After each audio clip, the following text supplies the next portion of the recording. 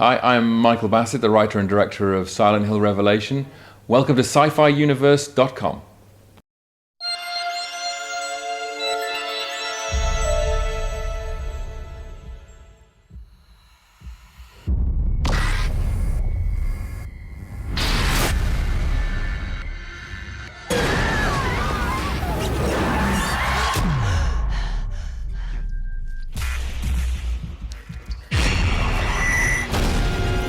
Well, I mean, I did Solomon Kane. I did with Samuel Hadida, who is a producer also of the Silent Hill movies and also Resident Evil.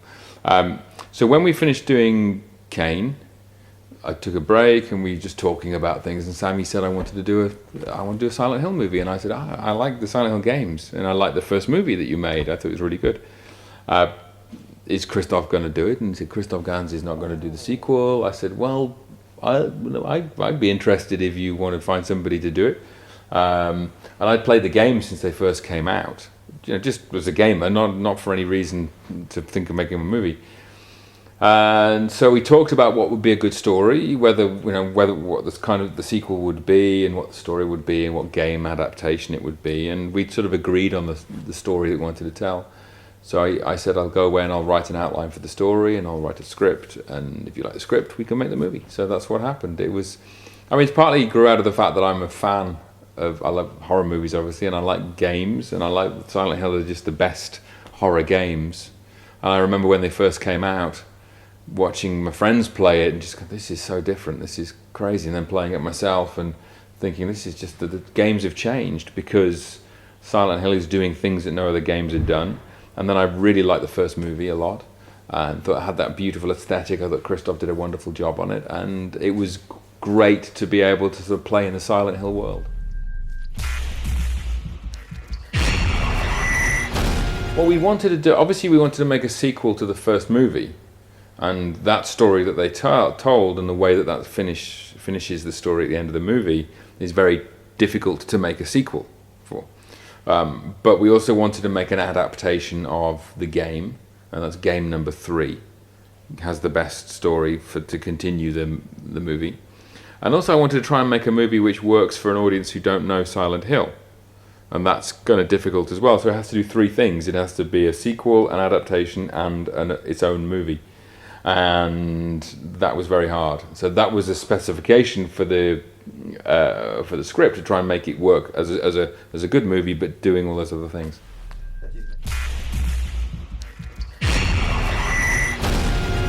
Well, I mean, absolutely, I'd like to do an original project as well, but sometimes when you're offered a chance to make it, particularly for the visuals and the aesthetic, as a filmmaker, this is an interesting challenge. Is it worth, can we do it? What can we do to make it look good? Can we take all the things from the first movie that I liked and do something different with them? So yes, of course, one always prefers to do something original. That's always the preference. But getting something original made is much harder than doing a sequel or something that people are familiar with. So sometimes you try and take what you like and you put it into something else. And that's with Silent Hill, because I like the aesthetic of the first one. I thought it would be nice to try and evolve that a little bit.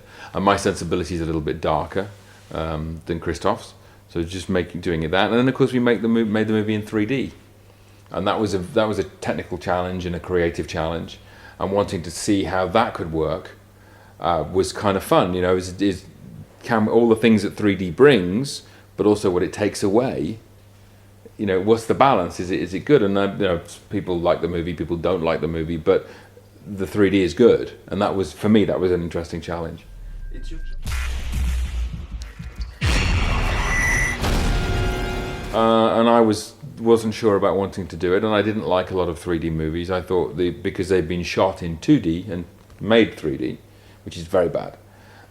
This we made in 3D, so that's why it looks good, because it was everything about the visuals was for 3D, which is a shame for me because most people will see it in 2D, and they won't realise that the movie is very, very good as a 3D film. So the production wanted it in 3D, and I was very reluctant. But then you go, okay, yeah, why not? It's a challenge. It's modern technology. It's what we can do. Is it worth doing it? Can we make it worth doing it? And that's sort of, I'm happy with it now. Il m'appelle. faut que je me sauve. Je veux pas être en retard le premier jour de cours. Tu sais bien que je m'inquiète. Ne t'inquiète pas. Mon père et moi, on déménage souvent. C'est la 5e école où je vais depuis l'âge de 11 ans.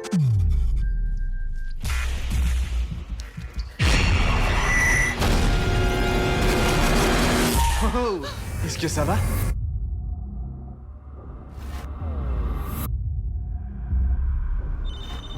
Je crois que quelqu'un me suit. Reviens ici, Sharon. Je t'aime, papa.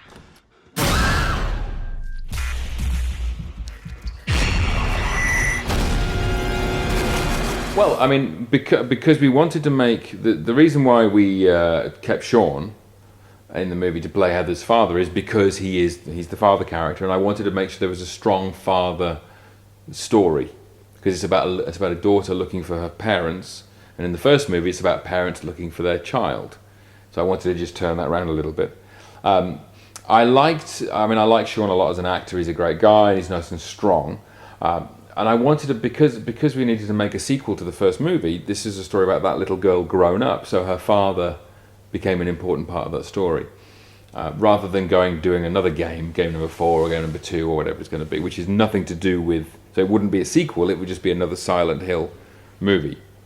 So I wanted to try and keep that continuity. So Sean comes back, and Rada's back for a few moments as well, and Deborah Kara Unger is there as well. So characters from the first movie do appear again to try and give us that continuity. And of course I use Adelaide Clemens. She's my heroine, and she wasn't in the first one, but she's the grown-up little girl from the first one.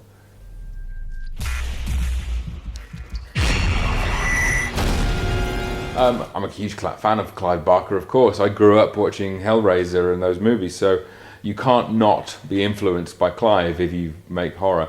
And of course Silent Hill is influenced by Hellraiser, so that world that you get is part of his world, because I think the Silent Hill games have used his world, not stolen it, but influenced by it. It's a homage to.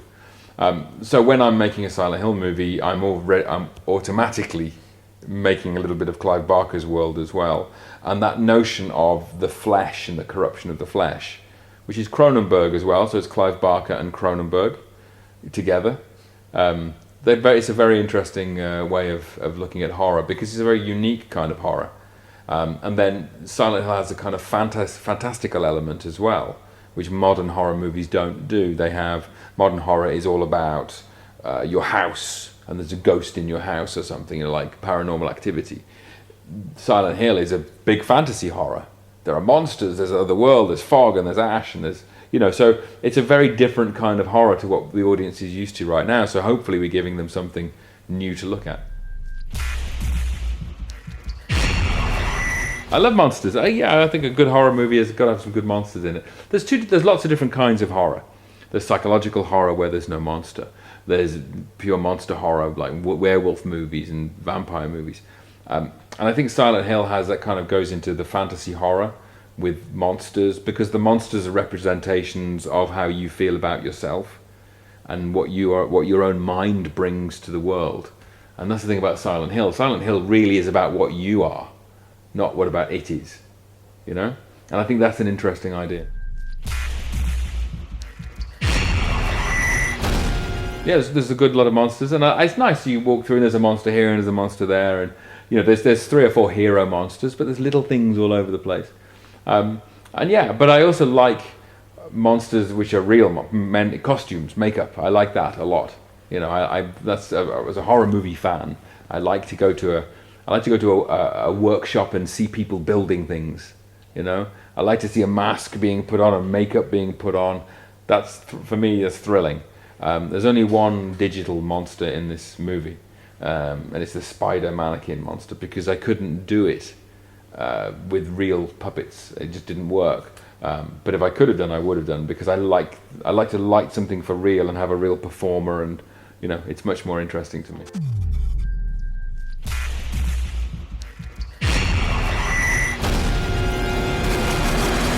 Oh, est-ce que ça va?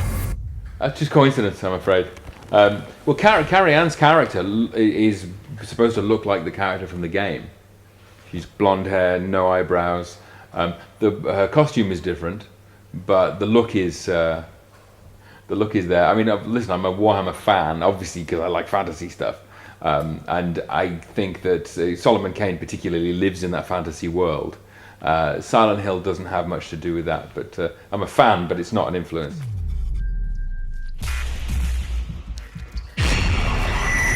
Wow, yeah, if somebody wanted me to do one, yeah, of course, it'd be fantastic. A friend of mine does all the artwork for Warhammer. So yeah, it would be wonderful to do that. And I love fantasy movies, but they're very hard to get made.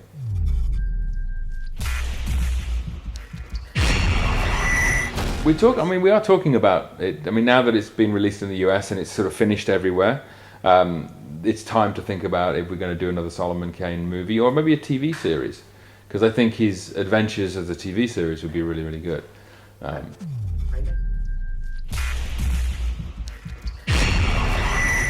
Oh, Malcolm. Well, there are some actors that you want to work with as a director. You just they're on your list of people that you want to work with. And Malcolm was one of them. So when I was looking for an actor to play the Leonard monster, the human version of Leonard, because in the game of Silent Hill, you don't see the human, you just see the monster. And I wanted to see the human version of that as well, and I needed a crazy old man. And Malcolm is a great crazy old man, so having him just come in for a couple of days was brilliant. And he's a great guy, and all his stories about working with Stanley Kubrick and Lindsay Anderson and all his great stories over the years. So not just directing him as an actor, but hanging out with him as a guy was just absolutely awesome.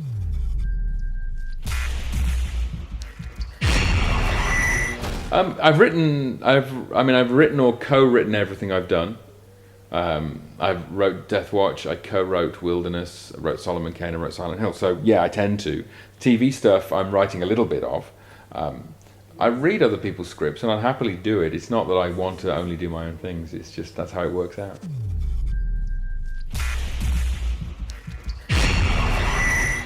Right, well, I mean, right now I'm actually shooting a TV series, an action show called Strike Back, which I think he's on in France at the moment. He's actually on Canal Plus. Maybe he's on Canal Plus right now. It's actually been broadcast, which is about special forces soldiers fighting terrorism and things exploding in car chases. And it's really nice to do that after Silent Hill, which is much more slow and controlled. I don't know what movie I'm going to do next, but I'm doing Strike Back for the next sort of 5 months. So I'm in Africa and having a good time. Thank you very much. All right, you're very welcome. Papa? Viens à Silent Hill. Qu'est-ce qui se passe? Je connais ce symbole. Là, regarde. Tu sais ce que c'est?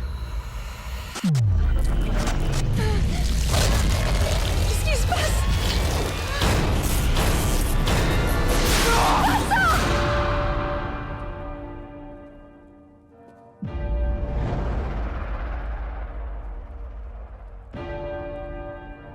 Où est mon père?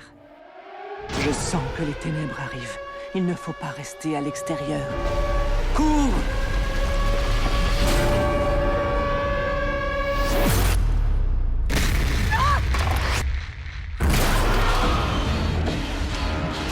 C'est une clé. Mais pour accéder à quoi? La vraie nature des choses. Tu as été choisi pour détruire le démon. Laisse-toi! Sharon!